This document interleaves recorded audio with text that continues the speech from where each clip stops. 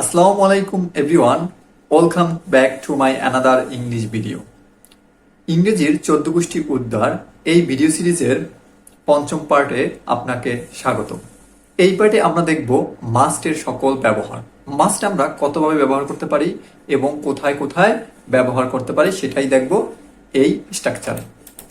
ওকে, must যার অর্থ অবশ্যই কোনো কিছু করা উচিত বা করতে হবে, বাধ্যবাধকতা বোঝায় একটা। যেমন তার অবশ্যই কাজটি করা উচিত, he must do the work. তাদের অবশ্যই স্কুলে যাওয়া উচিত, they must go to school. এখন আমরা দেখি মাস্ট আসলে কতভাবে ব্যবহার করতে পারি।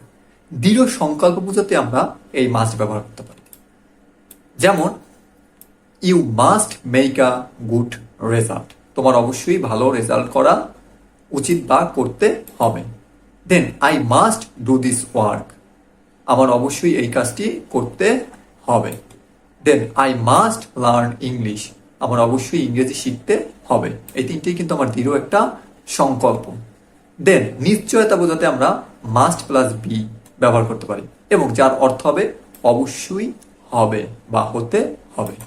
যেমন I must be a teacher, আমার অবশ্যই একজন শিক্ষক হতে হবে। Then he must be a writer, তার অবশ্যই একজন লেখক হতে হবে। She must be a singer, তার অবশ্যই একজন শিল্পী হতে হবে। Then must have plus object, যার অর্থ অবশ্যই থাকতে হবে। For example I must have a bike, আমার অবশ্যই একটা বাইক থাকতে হবে। He must have a mobile phone, তার অবশ্যই একটা মোবাইল ফোন থাকতে হবে। He must have a computer, তার অবশ্যই একটি কম্পিউটার থাকতে হবে। Thank you everyone for watching my video and don't forget to subscribe my channel.